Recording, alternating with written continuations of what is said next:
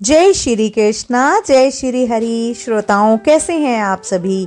श्रोताओं, आपका अपने चैनल ज्योति ज्योत में हार्दिक स्वागत है। श्रोताओं, आपका दिन शुभ और मंगलमय हो। भगवान श्री कृष्ण की कृपा सर्वदा आप पर बनी रहे, आप स्वस्थ रहें।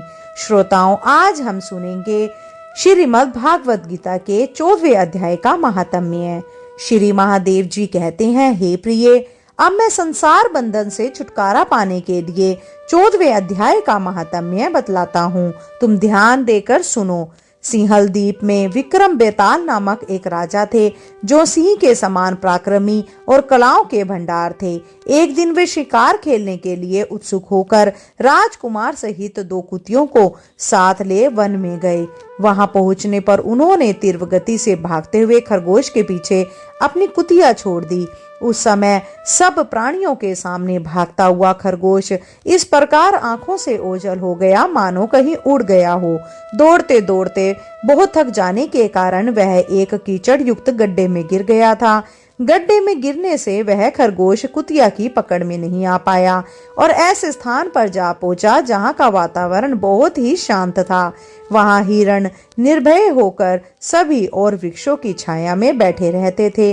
बंदर भी अपने आप टूटकर गिरे हुए नारियलों के फलों और पके हुए आमों से पूर्ण तृप्त रहते थे। वहां सिंह हाथी के बच्चों के साथ खेलते और सांप निडर होकर मोर के पंखों में घुस जाते थे। राजा जहां शिकार खेलने गया था, उस स्थान पर एक आश्रम के भीतर एक वत्स नामक मुनि रहते थे, जो जितेंद्रिय और शांत भाव से निरंतर गीता के 14वें अध्याय का पाठ किया करते थे। आश्रम के पास ही वत्स मुनि के किसी शिष्यों ने अपने पैर धोए थे। वह भी नित्य गीता के 14वें अध्याय का पाठ किया करते थे और पैर धोने वाले जल से वहां की मिट्टी गीली हो गई थी। खरगोश का जीवन कुछ शेष था। वह थक कर उसी कीचड़ में गिर गया था। उस कीचड़ के स्पर्श मात्र से ही खरगोश दिव्य विमान पर बैठकर स्वर्ग लोक को चला गया। फिर कुतिया भी उसका पीछा करती हुई आई तो वह वहां उसके शरीर पर भी कीचड़ की कुछ छींटे लग गए थे, जिसके कारण कुतिया भी अपना रूप त्याग कर एक दिव्यांगना का मनोहर रूप धारण करके गंधर्वों से सुशोभित दिव्य विमान पर सवार होकर वह भी स्वर्ग लोक को चली गई। यह देखकर मुनि के शिष्य हंस पड़े और उन दोनों के पूर्व जन्म के वैर का कारण सोचकर उन्हें बड़ा आश्चर्य हुआ था। उस समय राजा भी आश्चर्य से चकित हो उठा। आश्चर्यचकित होकर राजा ने पूछा, विप्र, नीचे योनि में पड़े हुए दोनों कुतिया और खरगोश ज्ञानहीन होते हुए भी जो स्वर्ग में चले गए, इसका क्या कारण है? इसकी कथा सुनाइए। एक शिष्य ने कहा, राजन, इस वन में वत्स नामक ब्राह्मण रहते थे। वे बड़े जितेंद्रिय महात्मा थे। गीता के 14वें अध्याय का सदा जप किया करते थे। मैं उन्हीं का शिष्य हूँ। मैंने भी ब्रह्म विद्या में विशेषज्ञता प्राप्त की है। गुरु जी की ही भांति मैं भी 14वें अध्याय का प्रतिदिन जप करता हूँ। मेरे पैर धोने के जल के स्पर्श होने के कारण खरगोश को कुतिया के साथ स्वर्ग लोक की प्राप्ति हुई है। अब मैं अपने हंसने का कारण बताता हूँ। महाराष्ट्र के प्रयदुक्त नामक महान नगर है। वहाँ केशव नामक एक ब्राह्मण रहता था, जो कि मनुष्य के कपटी स्वभाव का था और उसकी पत्नी का नाम विलोभना था। विलोभना स्वच्छंद विहार करने वाली स्त्री थी। एक दिन क्रोध में आकर जन्म भर की दुश्मनी को याद करके ब्राह्मण ने अपनी स्त्री का वध कर डाला और उसी पाप से उसको खरगोश की योनि में जन्म मिला था। ब्राह्मणी भी अपने पाप के कारण कुतिया योनि को प्राप्त हुई। हे राजन, 14वें अध्याय के पाठ करने के कारण ही ऐसा संभव हो सका। इसमें कोई आश्चर्य की बात नहीं है। श्री महादेव जी कहते हैं, यह सारी कथा सुनकर श्रद्धालु राजा ने गीता के 14वें अध्याय का पाठ आरंभ कर दिया, जिसे उसे भी परम गति की प्राप्ति हुई। बोलिए श्री कृष्ण भगवान की जय। श्रोताओं, अब आप रसपान कीजिए श्रीमद् भागवत गीता के 14वें अध्याय का। श्रीमद् भागवत गीता का 14वां अध्याय गुण त्रय विभाग योग के विषय में है। भगवत गीता के 13वें अध्याय में क्षेत्र और क्षेत्रज्ञ के लक्षणों का निर्देश देते हुए भगवान श्री कृष्ण ने अर्जुन को इन दोनों के ज्ञान को ही ज्ञान बतलाया और इसके अनुसार क्षेत्र के स्वरूप, स्वभाव, विकार और इसके तत्वों की उत्पत्ति के कर्म आदि तथा क्षेत्रज्ञ के स्वरूप और उसके प्रभाव का वर्णन किया। पूर्व के श्लोक 11वें में भगवान ने प्रकृति पुरुष के नाम से प्रकरण आरंभ करके गुणों को प्रकृति जन्य बतलाया और यह बात भी कही कि मनुष्य के बार बार अच्छी बुरी योनियों में जन्म होने के गुणों का संग ही हेतु है। अब इससे गुणों के भिन्न भिन्न स्वरूप क्या है, ये जीवात्मा को कैसे शरीर में बांधते हैं, किस गुण के संग से किस योनि में जन्म होता है, गुणों के छूटने के उपाय क्या हैं, गुणों से छूटते हुए मनुष्य के लक्षण तथा आचरण कैसे होते हैं, यह सब बातें बताने के लिए इस 14वें अध्याय को आरंभ किया गया है। श्री कृष्ण 13वें अध्याय में वर्णित ज्ञान को ही स्पष्ट करके 14वें अध्याय में विस्तार पूर्वक अर्जुन को समझाते हैं। भगवान श्री कृष्ण बोले, अर्जुन, ज्ञानों में भी अति उत्तम उस परम ज्ञान को मैं फिर कहूंगा जिसको जानकर सब मुनिजन ज्ञान योग के साधन द्वारा परम गति को प्राप्त ज्ञानी जन इस संसार से मुक्त होकर परम सिद्धि पर ब्रह्मा की प्राप्ति अत्यंतिक सुख को प्राप्त हो गए हैं। इस ज्ञान का आश्रय पाकर अर्थात धारण करके मेरे स्वरूप को प्राप्त हुए मनुष्य सृष्टि के आदि में पुनः उत्पन्न नहीं होते, जन्म मृत्यु के बंधन से छूट जाते हैं और प्रलय काल में भी व्याकुल नहीं होते। हे अर्जुन, मेरी महत ब्रह्म रूप मूल प्रकृति संपूर्ण भूतों की योनि है अर्थात गर्भाधान का स्थान है और मैं उस योनि में चेतन समुदाय रूप गर्भ की स्थापना करता हूँ। उस जड़ चेतन के संयोग से सब भूतों की उत्पत्ति होती है। अर्जुन, नाना प्रकार की सब योनियों में जितनी मूर्तियां अर्थात शरीरधारी प्राणी उत्पन्न होते हैं, प्रकृति तो उन सब की गर्भ धारण करने वाली माता है और मैं बीज का स्थापन करने वाला पिता हूँ। मूल प्रकृति, जिसे समस्त जगत का कारण रूप भी कहा जाता है, जिसे अव्यक्त और प्रधान भी कहते हैं, उस प्रकृति का वाचक महत विशेषण सहित ब्रह्मा शब्द है। यहाँ उसे योनि नाम देकर भगवान के यह भाव दिखलाया गया है कि समस्त प्राणियों के विभिन्न शरीरों का यही उपादान कारण है। महाप्रलय के समय अपने अपने संस्कारों के सहित परमेश्वर में स्थित जीव समुदाय का जो महासर्ग के आदि में प्रकृति के साथ विशेष संबंध कर देना है, वही उस चेतन समुदाय रूप गर्भ को प्रकृति रूप योनि में स्थापना करता है। उपयुक्त जड़ चेतन के संयोग से जो भिन्न भिन्न आकृतियों में सब प्राणियों का सूक्ष्म रूप से प्रकट होना है, वही उनकी उत्पत्ति है।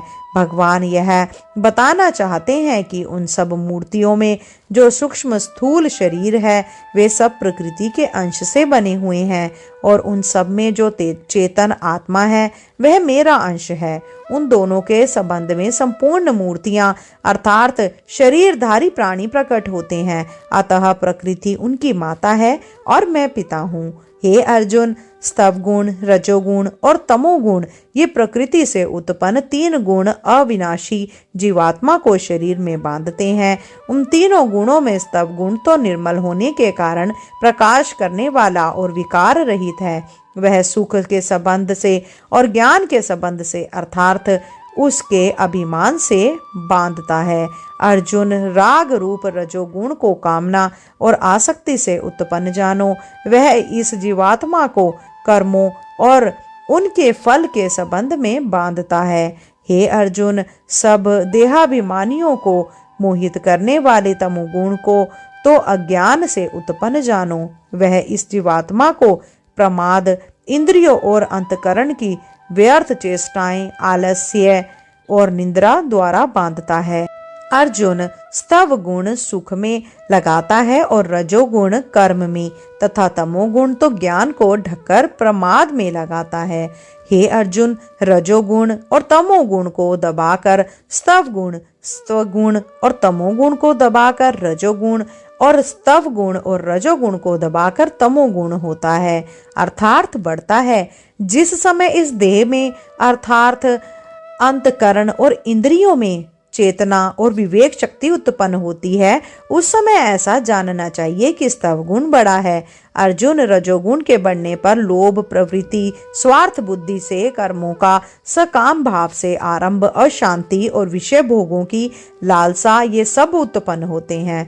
वहीं तमोगुण के बढ़ने पर अंतकरण और इंद्रियों में अप्रकाश, कर्तव्य कर्मों में अप्रवृत्ति और प्रमाद अर्थात व्यर्थ चेष्टा और निद्रा आदि अंतकरण की मोहिनी वृत्तियां, ये सब ही उत्पन्न होते हैं। जब यह मनुष्य स्तव गुण की वृद्धि में मृत्यु को प्राप्त होता है, तब तो उत्तम कर्म करने वालों के निर्मल दिव्य स्वर्ग आदि लोकों को प्राप्त होता है। रजोगुण के बढ़ने पर मनुष्य मृत्यु को प्राप्त होने के बाद कर्मों की आसक्ति वाले मनुष्य में उत्पन्न होता है तथा तमोगुण के बढ़ने पर मरा हुआ मनुष्य कीट, पशु आदि मूढ़ योगियों में उत्पन्न होता है। श्रेष्ठ कर्म का तो सात्विक अर्थात सुख, ज्ञान और वैराग्य आदि निर्मल फल कहा है और राजस कर्म का फल दुख एवं तामस कर्म का फल अज्ञान कहा है। स्तव गुण से ज्ञान उत्पन्न होता है और रजोगुण से निसंदेह लोभ तथा तमोगुण से प्रमाद और मोह उत्पन्न होता है और अज्ञान भी होता है। स्तव गुण में स्थित मनुष्य स्वर्ग आदि उच्च लोकों को जाते हैं। रजोगुण में स्थित राजस मनुष्य मध्य में अर्थात मनुष्य लोक में ही रहते हैं और तमोगुण के कार्य रूप निद्रा, प्रमाद और आलस्य आदि में स्थित तामस मनुष्य अधोगति को अर्थात कीट, पशु आदि नीच योनियों को तथा नरकों को प्राप्त होते हैं। जिस समय दृष्टा तीनों गुणों के अतिरिक्त अन्य किसी को करता नहीं देखता और तीनों गुणों से अत्यंत परे सच्चिदानंद स्वरूप मुझ परमात्मा को तत्व से जानता है, उस समय वह मेरे स्वरूप को प्राप्त होता है। यह मनुष्य शरीर की उत्पत्ति के कारण रूप इन तीनों गुणों का उल्लंघन करके जन्म, मृत्यु, वृद्धावस्था और सब प्रकार के दुखों से मुक्त हुआ परमानंद को प्राप्त होता है। बुद्धि, अहंकार, मन तथा 5 ज्ञानेंद्रियां, 5 कर्मेंद्रियां, पंचभूत, 5 इंद्रियों के विषय, इस प्रकार इन तत्वों का पिंड रूप यह स्थूल शरीर प्रकृति से उत्पन्न होने वाली गुणों का ही कार्य है। इसीलिए इन तीनों गुणों को इसी की उत्पत्ति का कारण कहा गया है। अर्जुन बोले, हे केशव, इन तीनों गुणों से अतीत मनुष्य किन किन लक्षणों से युक्त होता है और किस प्रकार के आचरणों वाला होता है तथा हे प्रभु, मनुष्य किस उपाय से इन तीनों गुणों से अतीत होता है। भगवान श्री कृष्ण बोले, अर्जुन, जो मनुष्य स्तव गुण के कार्य रूप प्रकाश को और रजोगुण के कार्य रूप प्रवृत्ति को तथा तमोगुण के कार्य रूप मोह को भी ना तो प्रवृत्त होने पर उनसे द्वेष करता है और ना निवृत्त होने पर उनकी आकांक्षाएं करता है, जो मनुष्य परमात्मा में ही नित्य एक ही भाव से स्थित हुआ इस त्रिगुणमयी माया के प्रपंच रूप संसार से सर्वथा अतीत हो गया है, उस गुणातीत पुरुष के अभिमान रहित अंतकरण में तीनों गुणों के कार्य रूप प्रकाश, प्रवृत्ति और मोह आदि प्रवृत्तियों के प्रकट होने और ना होने पर किसी काल में भी इच्छा, द्वेष आदि विकार नहीं होते हैं। यही उसके गुणों से अतीत होने के प्रधान लक्षण हैं। जो साक्षी के समान स्थित हुआ गुणों द्वारा विचलित नहीं किया जा सकता और गुण ही गुणों में बरतते त्रिगुणमयी माया से उत्पन्न हुए अंतकरण सहित इंद्रियों का अपने अपने विषयों में विचरना ही गुणों का गुणों में बरतना है। ऐसा समझाता हुआ जो परमात्मा में एक ही भाव से स्थित रहता है और उस स्थिति से कभी विचलित नहीं होता, जो निरंतर आत्मभाव में स्थित सुख दुख को समान समझने वाला, मिट्टी, पत्थर और स्वर्ण में समान भाव वाला, ज्ञानी प्रिय और अप्रिय को एक सा मानने वाला और अपनी निंदा स्तुति में भी समान भाव वाला है, जो मान और अपमान में सम है, मित्र और वैरी के पक्ष में भी सम है, तथा संपूर्ण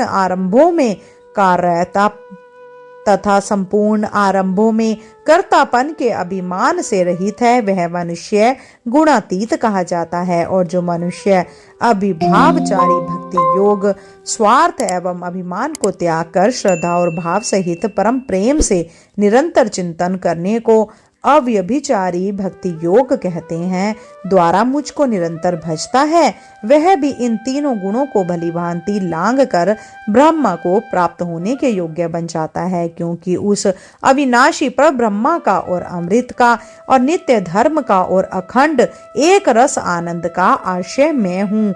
नित्य परमानंद मेरा ही स्वरूप है, मुझसे भिन्न कोई अन्य वस्तु नहीं है, अतः उसकी प्राप्ति मेरी ही प्राप्ति है। गुणातीत पुरुष के अंदर ज्ञान शांति और आनंद नित्य रहते हैं, उनका कभी अभाव नहीं होता।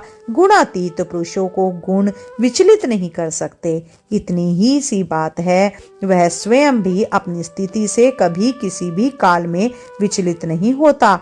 आत्मा वास्तव में असंग है, गुणों के साथ उसका कोई भी संबंध नहीं है, तथापि जो अनादि सिद्ध अज्ञान से उनके साथ संबंध हुआ है, उस संबंध को ज्ञान के द्वारा तोड़ देना और अपने को सच्चिदानंद ब्रह्मा से अभिन्न और गुणों से सर्वदा संबंध रहित समझ लेना, अर्थात प्रत्यक्ष अनुभव का कर लेना ही गुणों से अतीत हो जाना, यानी तीनों गुणों का उल्लंघन करना है।